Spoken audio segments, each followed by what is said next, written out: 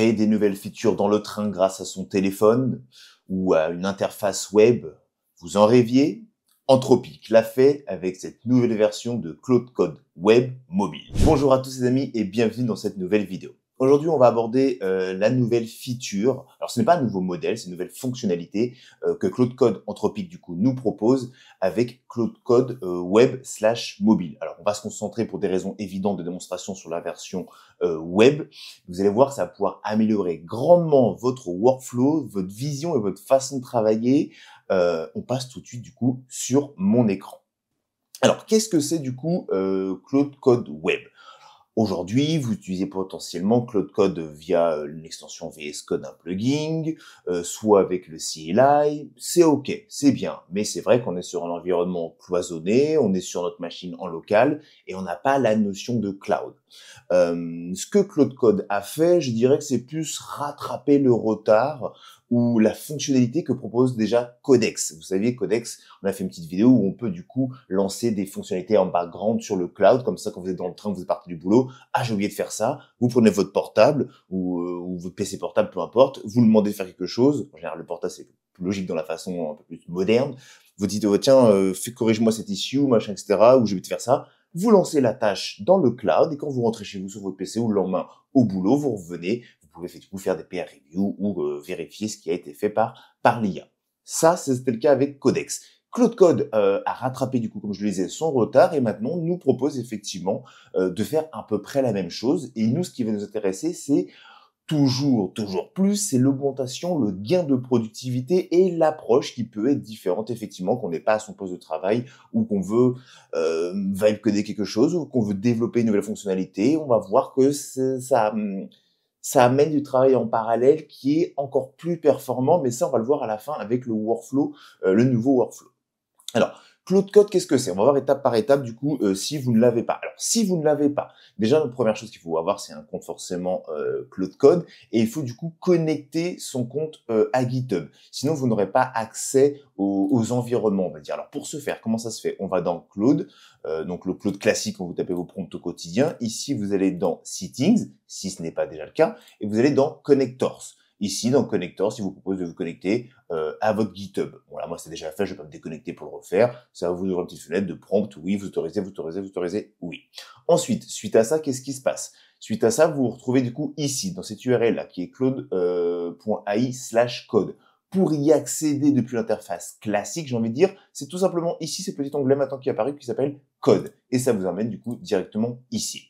Moi, du coup, je l'ai connecté à mon repo GitHub, justement, qu'on voit ici, qui est un SaaS pour un projet qui est privé. Et là, j'en parle tout de suite et je mets les mains dans le cambouis directement.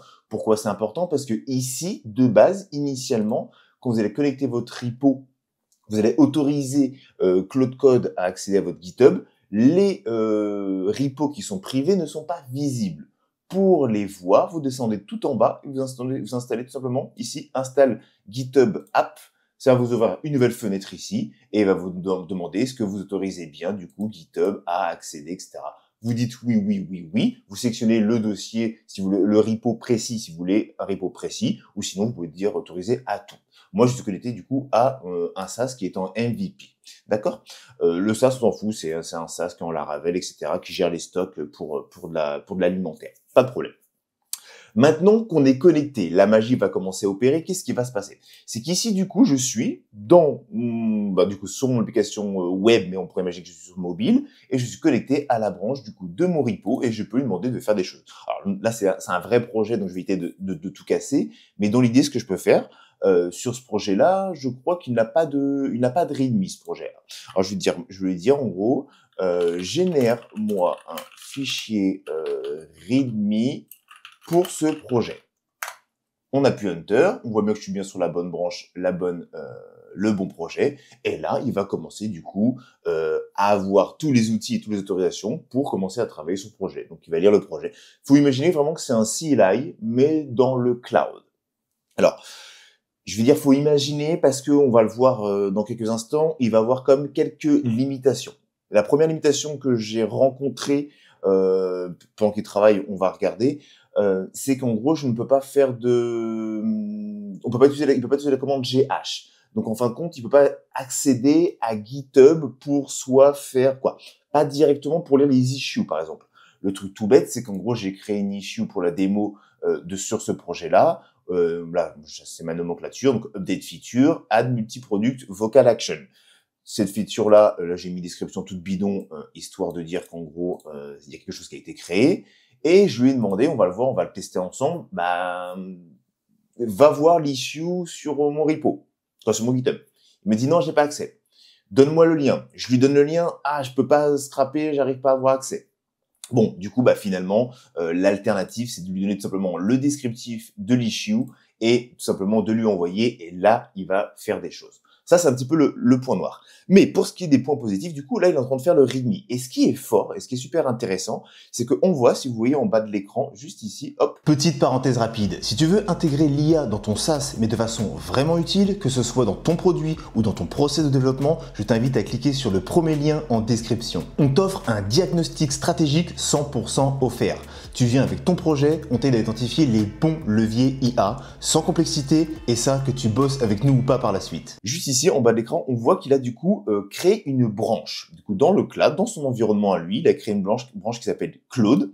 Bon, le descriptif de la branche est en fonction de la tâche. Donc là, je lui ai demandé de créer un README, donc c'est create README avec un ID.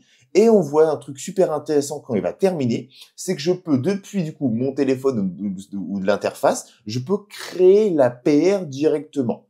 Et là, vous allez commencer à comprendre un petit peu la puissance du bazar. Je peux aussi, pour les plus téméraires, revenir et copier du coup quoi. C'est marqué Open in CLI. Finalement, ça copie la commande. On va attendre que ça finisse pour que je vous montre. Ça va copier la commande et ça va tout simplement, en gros, lui dire, de la réappliquer dans le CLI. Rien de bien fou. Alors, le README est maintenant disponible et prêt à être utilisé par tous les développeurs et utilisateurs du projet. Donc, on voit qu'il a bien terminé. Je pourrais regarder tout simplement, hop, je vais zoomer ici. Donc, il m'a fait un petit descriptif, mon petit README, pas de problème. Là, si vous souhaitez créer une pull request pour intégrer le README, vous pouvez visiter du coup l'URL du GitHub ou tout simplement faire create PR. Moi, je vais créer une PR depuis cette interface-là. Ça m'emmène directement du coup sur GitHub où là, du coup, on voit bien que je marche sur master, la branche avec le petit nom, le descriptif de la PR, tout est OK. Et ensuite, quand je regarde, je dézoome un petit peu et si je descends sur la page, on voit bien tout le fichier qui a été chargé complet, qui est tout simplement le README complet. Et tout ça, du coup, en quelques instants, directement. Création d'une tâche, création de la PR, et derrière, en gros, je peux tout simplement lui dire, ok, pas de souci, crée-moi une pull request, je vais faire create pull request, je vérifie bien entendu ce qui a été fait dans le fichier, là c'est un fichier README, donc on va pas s'embêter, pas de souci, pas de problème. Est-ce que tu veux merge? Oui. Bon, là, il y a le petit Gemini, j'ai un GitHub Action qui passe en revue la PR, parce que c'est un truc qui est configuré de mon côté, vous l'aurez pas. Mais derrière, tout simplement, ça configure, pas de conflit, je merge. C'est plutôt sympa. Vous dites, ok, c'est cool tout ça, mais finalement, je suis juste une autre interface. Mais déjà, vous pouvez imaginer qu'en gros, finalement, je peux lancer du coup plusieurs des tâches sans être devant mon écran et lancer une succession de tâches comme ça.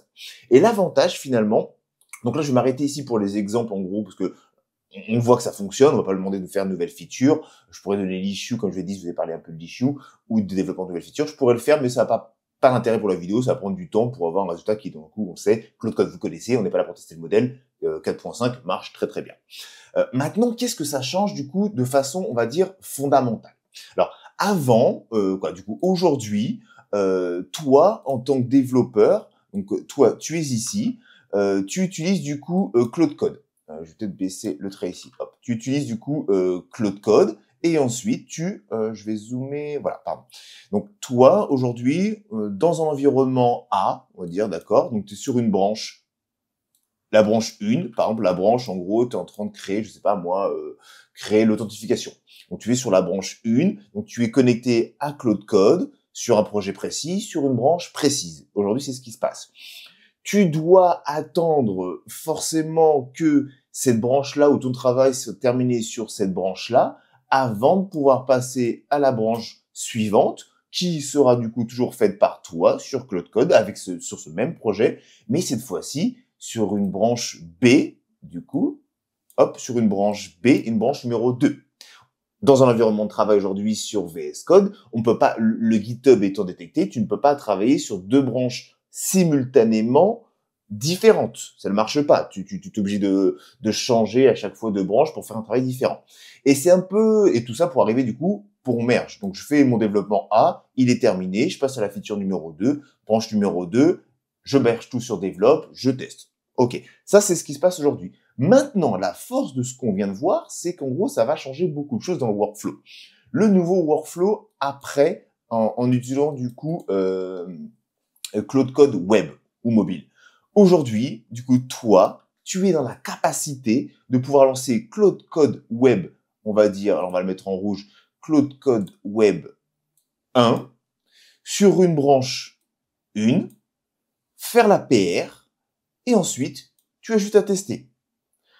Mais ça, c'est le processus classique, c'est comme si je travaillais sur ma branche locale. Mais là, maintenant, c'est la multiplicité qui va devenir intéressante. Parce que je peux très bien avoir, si on regarde sur Claude Code, j'ai des sessions ici. Je pourrais très bien avoir plusieurs sessions. Là, j'ai une session qui s'appelle Create Readme File. Je la lance, je laisse travailler, j'ouvre une nouvelle session, etc., etc. Si on regarde bien toutes mes sessions, j'ai plein de sessions ici qui sont ouvertes et qui peuvent, du coup, être actives en même temps. Et c'est ça la force, c'est qu'à présent, je peux très bien travailler sur un Claude Code Web 2, sur une branche 2, donc feature 1, feature 2, balancer la PR automatiquement, en plus si je le veux, j'ai plus qu'à tester. Et on pousse encore le bouchon un peu plus loin, Maurice, je lance un troisième Claude Code Web, sur une troisième branche qui va faire une PR, et je fais un troisième test. Tout ça, tout ce workflow va venir démultiplier la productivité et la façon de faire les choses. Aujourd'hui, quand je lance Claude Code, il va parcourir un workflow, il peut faire plusieurs tâches successives, mais ces tâches-là seront du coup mergées, pool, ce que la PR sera sur la même, du coup, sur la même branche. Donc, si on veut bien segmenter, fragmenter et organiser notre projet, on est bien, par exemple, travailler typiquement sur cette version-là. Hop, il va marcher comme ça. Je crois que vous avez bien vu, non, c'est bon. Sur cette version ici. Donc sur la version ici, bah je peux très bien utiliser ici, ça va être le back-end par exemple. La version web, le deuxième agent est juste ici, pourrait très bien travailler par exemple sur le front. Et ici alors ça te fait passer en orange, on va rien comprendre. Et du coup finalement, toi t'es en rouge, pardon, ça en rouge. Et le troisième agent ici, quoi, le troisième agent web, on va dire, c'est comme ça, hop, ici, lui, il va pouvoir travailler, par exemple, sur la sécurité. On va pas mettre la sécurité parce que du coup, il faudrait attendre les autres branches. Sur, je sais pas moi, sur quoi il pourrait travailler, sur l'UX, sur les tests unitaires, peu importe. On peut imaginer n'importe quoi, en fait, je mets n'importe quoi. Vous voyez, on peut, chaque projet web, donc chaque agent web ici, chaque environnement, chaque session peut travailler sur une feature bien précise, bien segmentée, qui va nous permettre de garder notre code organisé et d'avoir un workflow qui est toujours du coup constant. J'utilise l'agent du coup le web 1 pour faire que du back-end et à la fin, j'ai juste à tester. Ça fonctionne, tout ça, boum, c'est merge sur développe. Le front, pendant ce temps-là, il me fait une autre page front, il me fait tout l'UI, l'UX, machin, etc. Boum, ça fonctionne, je teste, je merge. Ensuite, le troisième web, le web, il est sur les tests ou sur la merge des deux ou sur peut-être la communication entre les deux, les API, peu importe. Il m'a créé une nouvelle branche, je suis sur la branche, je teste, je merge.